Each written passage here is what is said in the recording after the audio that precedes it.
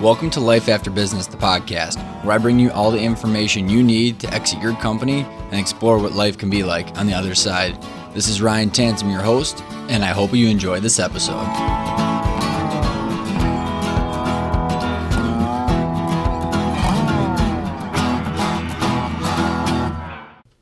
Welcome back, everybody. I appreciate everybody tuning in.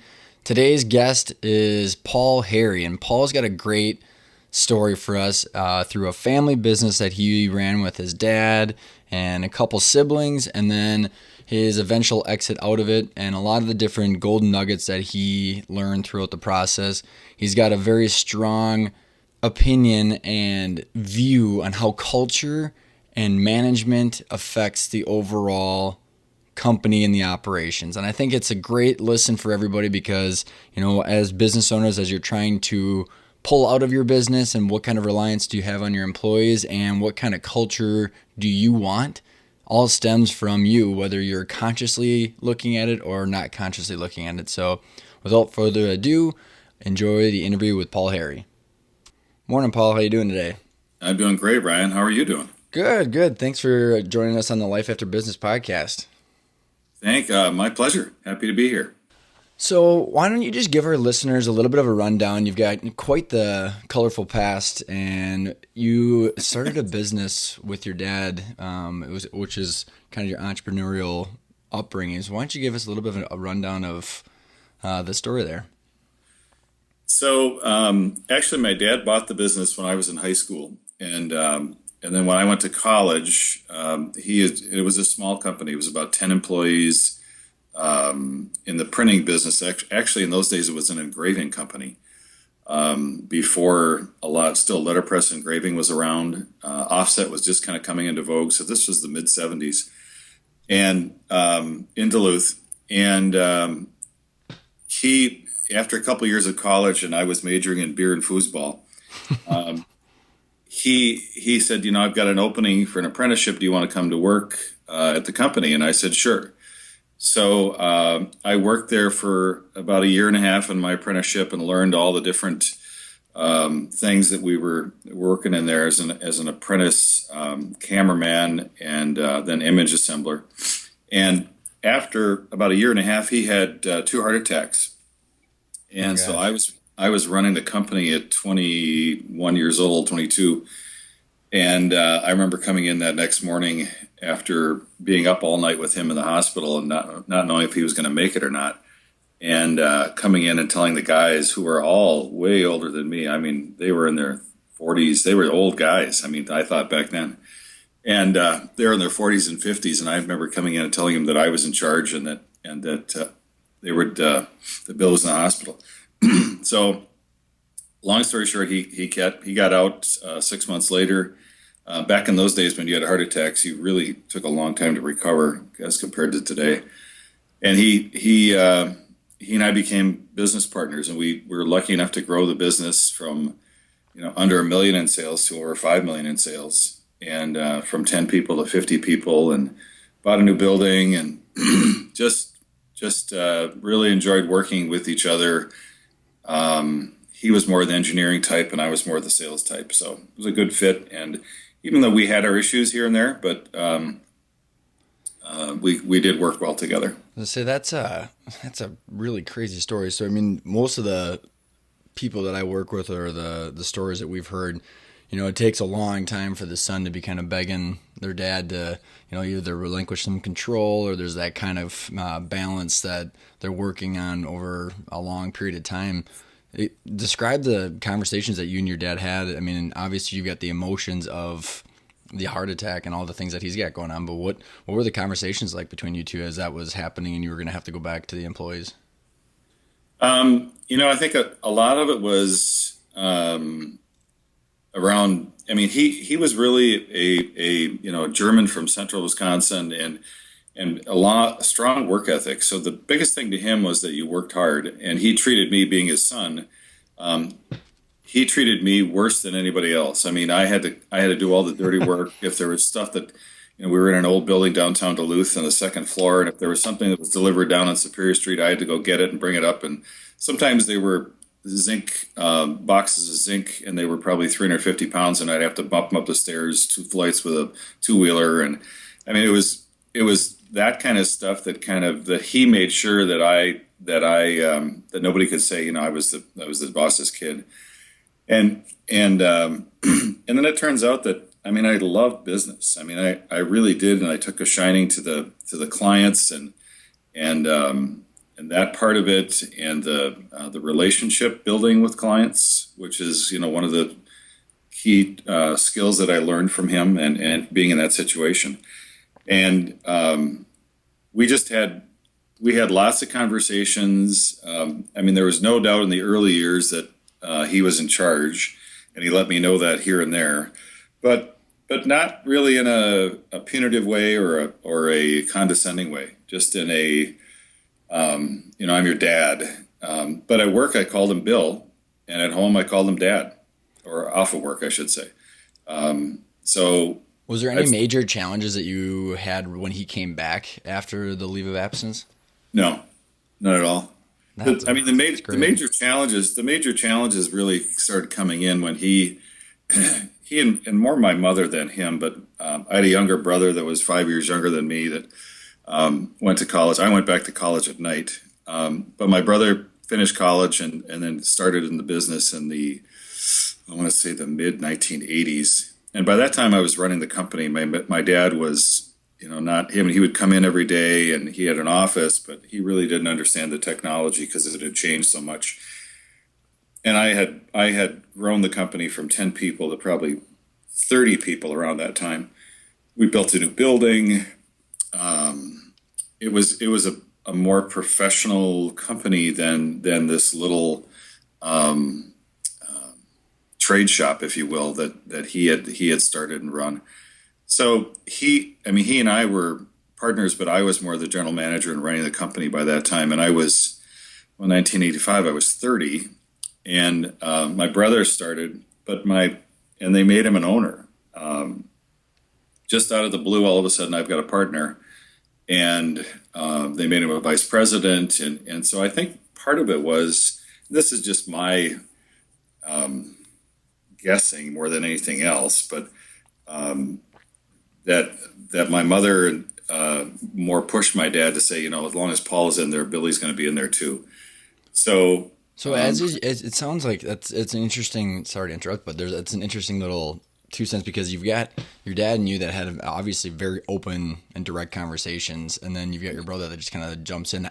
So there's kind of the two sides of the coin between actual control and the politics and the strategy within the business, but then the actual on paper how you're buying in as ownership. Can you explain a little bit to our listeners how you and your dad walked through that, and then how you ended up navigating that with your brother? Yeah, so he was there probably a couple of years, and then in '87, the gifted stock was the first thing. And again, my dad was more on the engineering side and not really a business guy. I didn't understand things about finance and business, with things as basis and different control, and the difference between ownership and management was very blurred. I mean, there was no difference. I mean, ownership and management were the same thing. You got the corner office, therefore you own the company, right? Right. Yep. And so when he gifted stock to, I had an older sister who was never in the business, but she got 20% of the company. I got 20% of the company, and my brother got 20% of the company. And then my parents held 40% of the company. Each one of them had 20, and that was the stock situation in the 80s until 1990, when he decided to get out entirely. I mean, he had a total of 8 heart attacks in his life. Holy cow! And lived to be 91. He died about 5 years ago, but he was. So he by the late 80s, he would come into the business, and he'd come and grab a cup of coffee and sit in my office and want to kibitz about this or that, but really wasn't involved in the day-to-day of the business. And then in 1990, he sold the rest of his stock, and my sister sold the rest of her stock to my brother, and I were 50-50 partners at that time. And I've thought about that a lot, because I really didn't. think about it, the impact at that time, being 35 years old, never been in that situation before, not a lot of outside counsel, even though I'd built an advisory board at the company. I really didn't have the experience to kind of say, no, this isn't a good idea. I'm running the company. My brother maybe had, I guess my opinion was he had struggled with the company. And this wasn't something I was agreeing with. So I just kind of did it. Just kind of, okay, this is the way it is. But I was more concentrating on the business itself and running the day-to-day business and growing the business. How are you guys having it valued as you went about doing that? Well, that was an interesting story because the value of the company, I mean, it wasn't as high as my dad thought it was because it was profitable. We made a lot of money in the 80s, but because it was skewed with one large client, probably at that time 60% of our business in Duluth, that really dings the value of the business. And when the CPA firm McGladrey came back with the valuation of the business, my dad balked at it and said, "Oh, that's way too low." And they said, "No, we want it. Actually, it should be low because it's for tax reasons and things like this. Is more of an internal valuation. The company isn't being sold To a third party, yeah. So you want it to be low." And my dad balked at it and said, "No, I want it to be higher than that." So he really argued with it, and we were like, "No." But and that's a good example of kind of his maybe not understanding a lot of the intricacies of that. And that wasn't his forte. That wasn't his upbringing. He was just a really hard worker and a smart guy. In your mind, when he's thinking the value's too low, had you guys had conversations about like how much cash he needed every month to live his life? So, No. okay, because some of the conversations that I have with other individuals where they've got this like it's almost tied to their ego, right? Well, I want to make sure that I get the highest dollar amount so I can just go talk about it on the golf course or to my friends. When really No. the most No, that wasn't my dad at all. My dad was a very private person. okay. In fact, he'd be rolling over in his grave right now if he knew I was talking about this. So he was very private, and he knew how much I was making, and I knew how much he was making pulling out of the company. But he did not live high in the hog. I mean, he had Cadillacs, but I mean, he bought his first Cadillac maybe in the mid '80s, a red Sedan DeVille, and then the next two Cadillacs were also red Sedan DeVilles, same color, so that nobody knew he got a new car. That's awesome. I mean, that's a good insight Says a into lot. his persona of kind of this just low key. I mean, they had a nice house, but nothing, outstanding. Very conservative.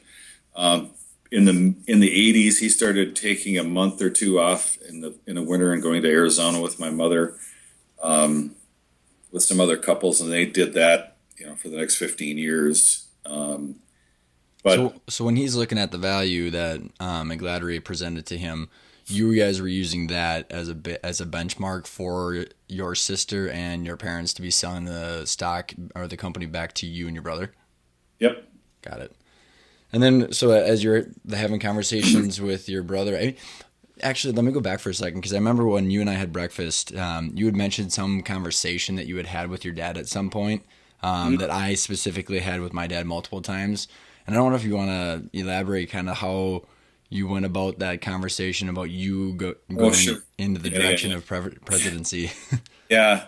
Yeah, there's a couple things. One time, and again, this was the mid '80s. The company was growing. I was running it. He wasn't that involved in the day to day, but he was. We were building the new building, and I had 3M was a big vendor of ours. We bought a lot of their products to make our film work and things like that.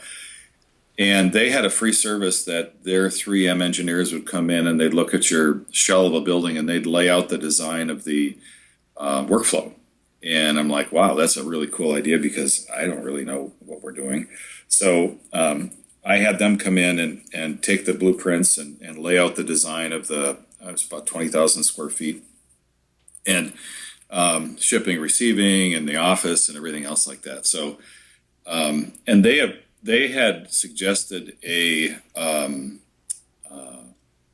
light lock, and there was dark rooms, and they had suggested these kind of light locks where you could just kind of walk in and out without using doors into the dark rooms. If you get the concept of that, right? Mm-hmm. So my dad totally flipped out about that, saying that people are they're gonna talk in there, they're gonna visit, they're not gonna work as hard. We need to have doors so that they can, so that they can't be visiting and hiding and everything else like that. So there was a part of him that was very distrustful of the employees, which I wasn't. I was like, no, no, no, we need to hold them accountable for what they're doing, and we can measure their production and everything else like that. I'm not going to be, this seems like a better solution. So he and I really came to a logjam about that, and so I went over to. I mean, he put his foot down and said, "Nope, we're going to put doors in." And so I went over to his house that evening.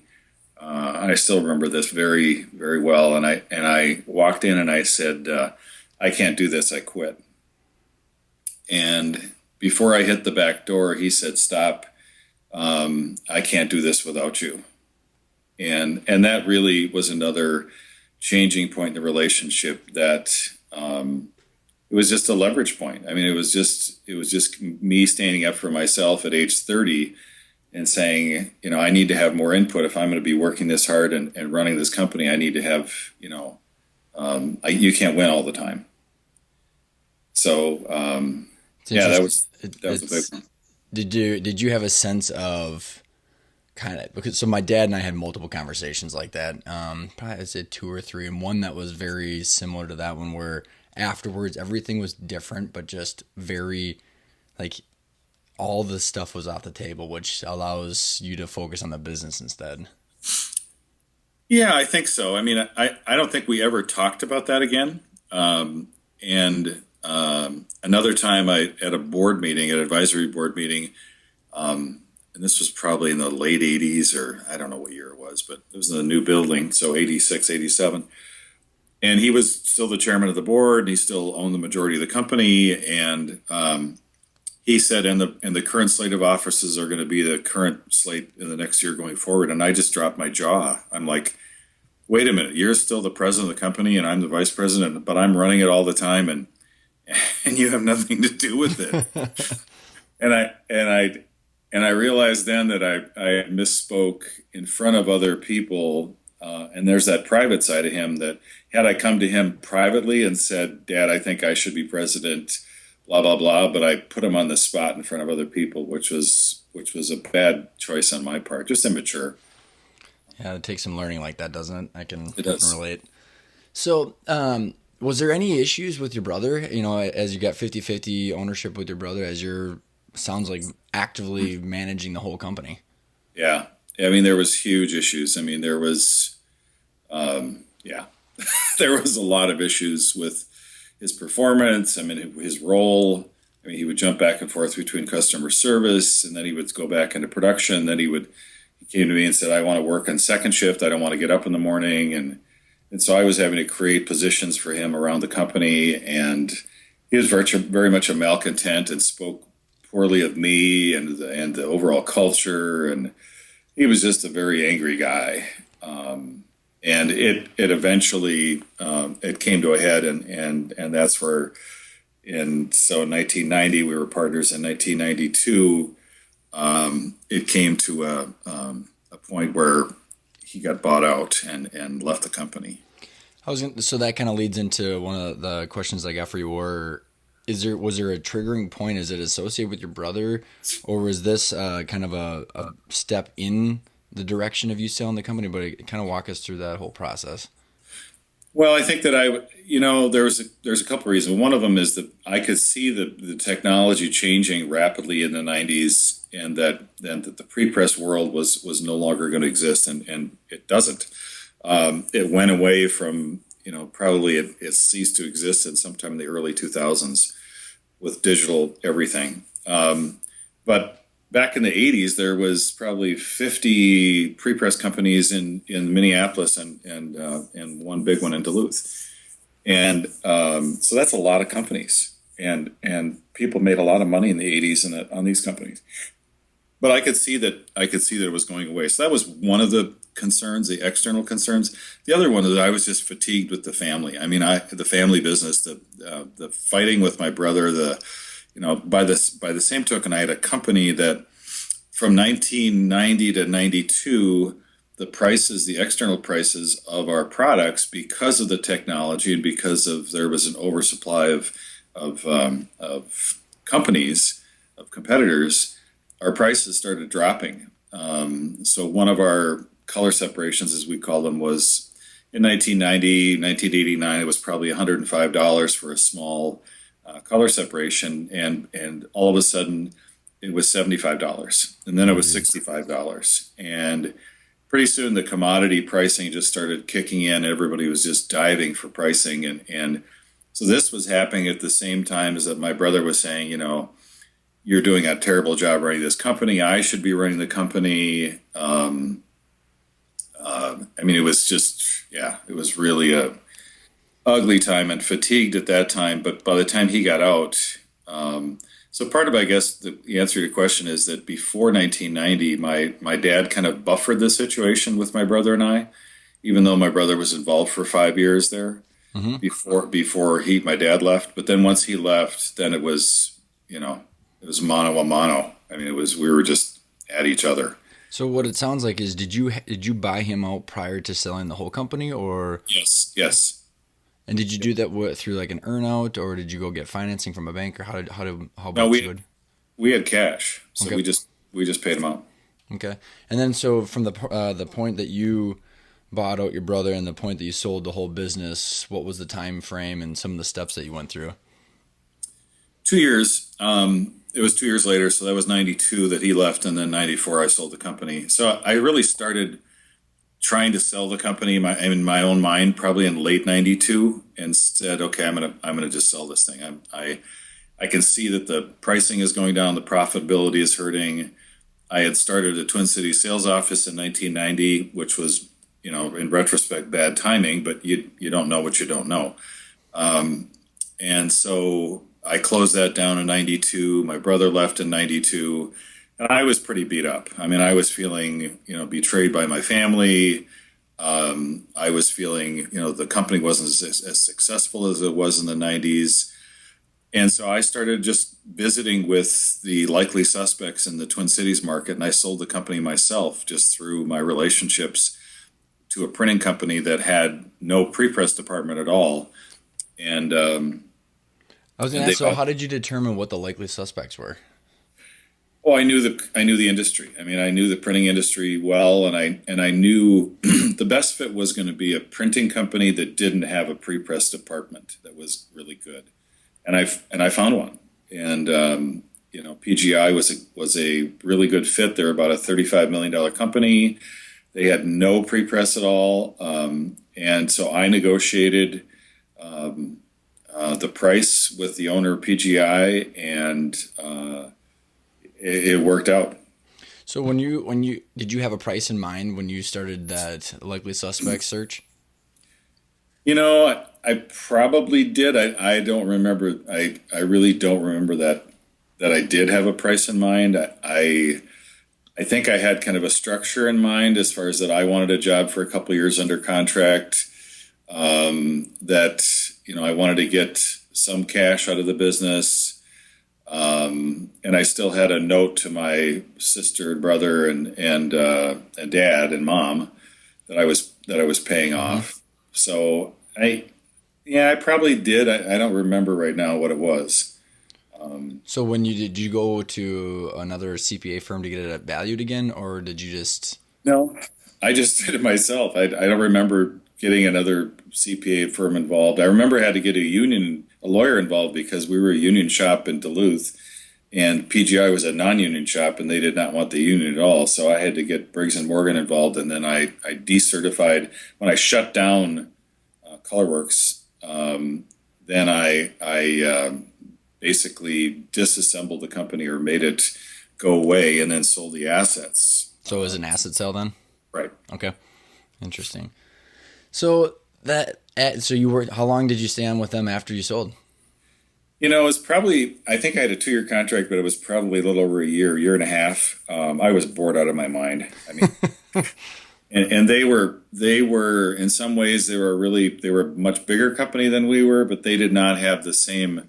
And we had gone through back in the '80s. We had gone through the whole TQM thing back, which the Deming stuff, and I had really embraced that whole process of quality improvement and getting better and collaboration and teams and statistical process control and a lot of those things that just really resonated with me. And I was a big fan of Stephen Covey at the time, and which was all kind of game changing stuff in the early '90s and the late '80s. And then I came down to this company. It was very disorganized. They ran it without meetings, and the communication was poor.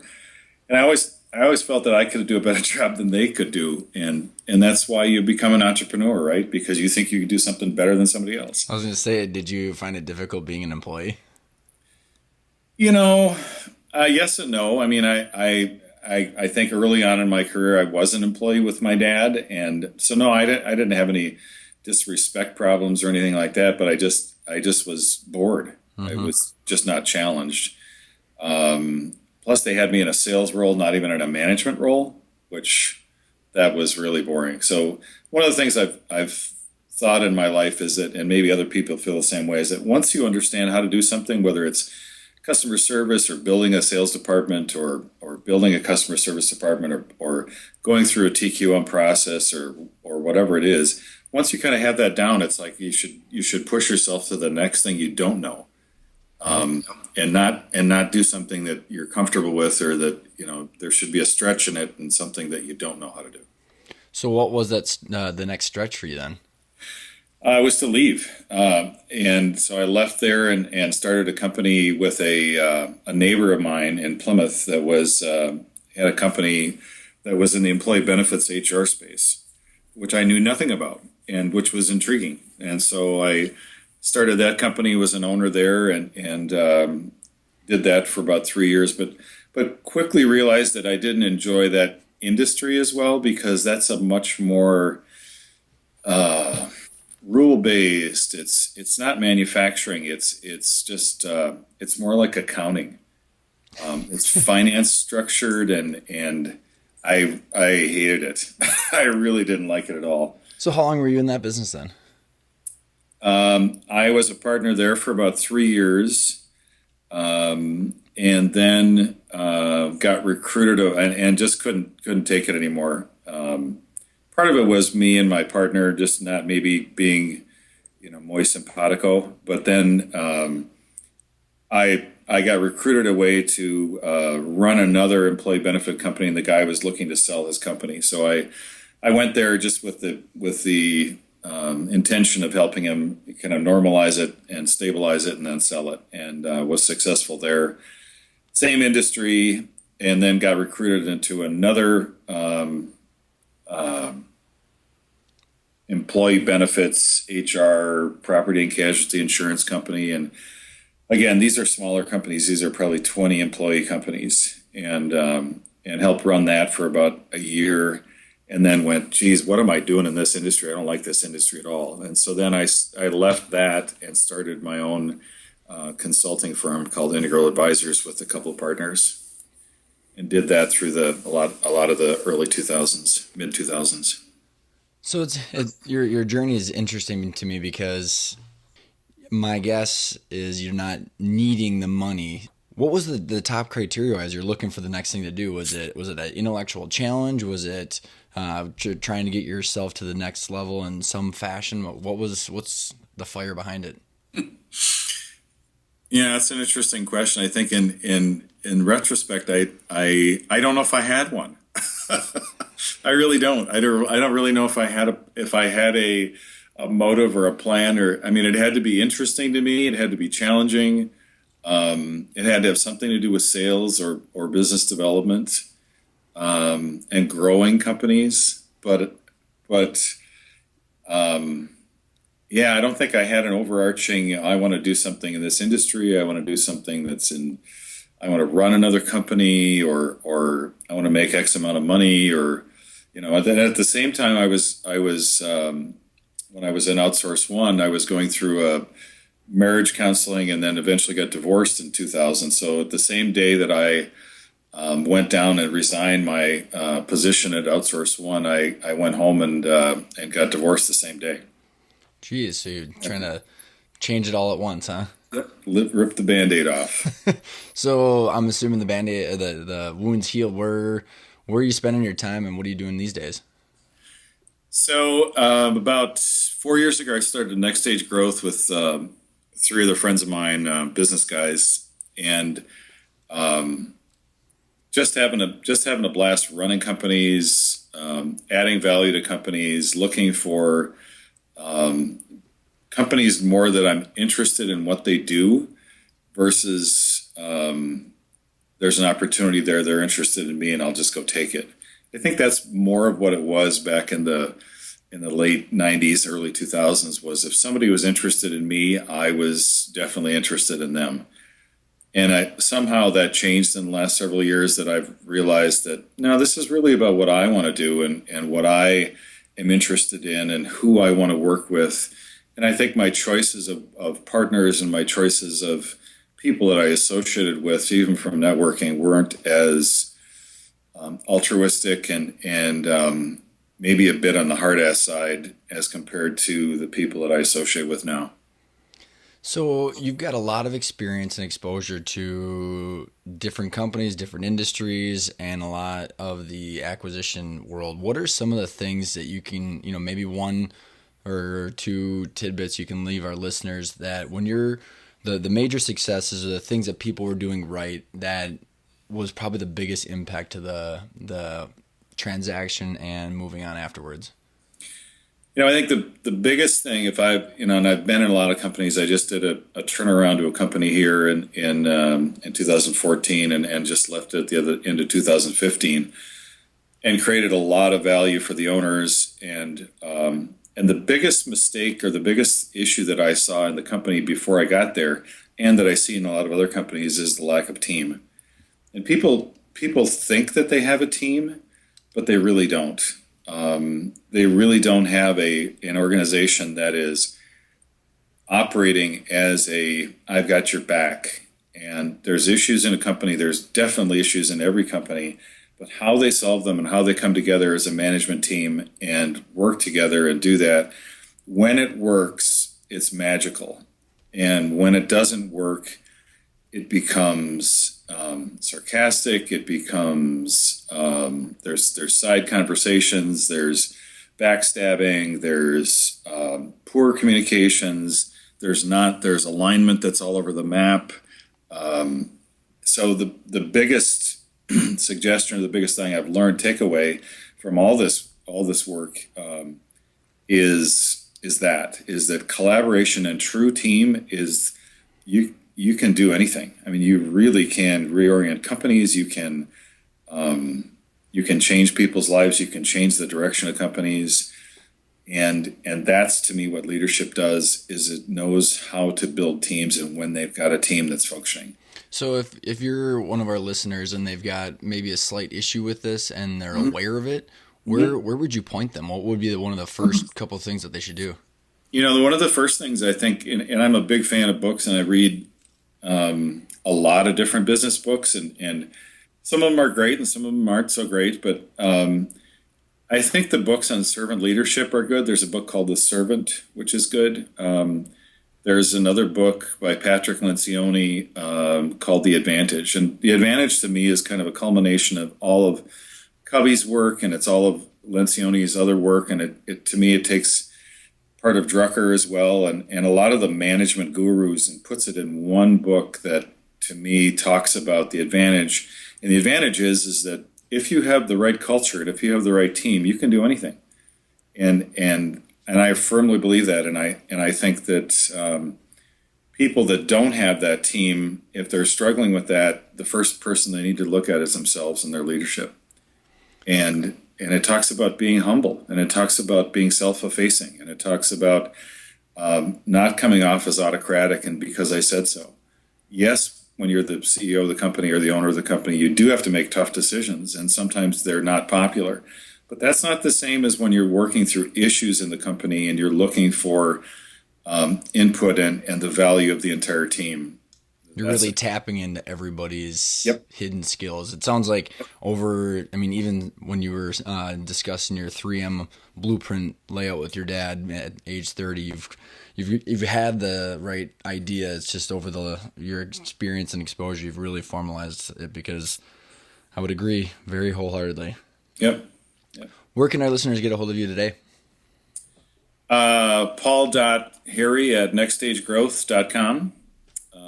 That's probably the easiest way. And my bio's on there, or LinkedIn, my LinkedIn profile. Just look at Paul Harry, and you can see my bio there too. Thanks very much, Tate. Thanks very much, Paul, for joining us. My pleasure. I enjoyed it.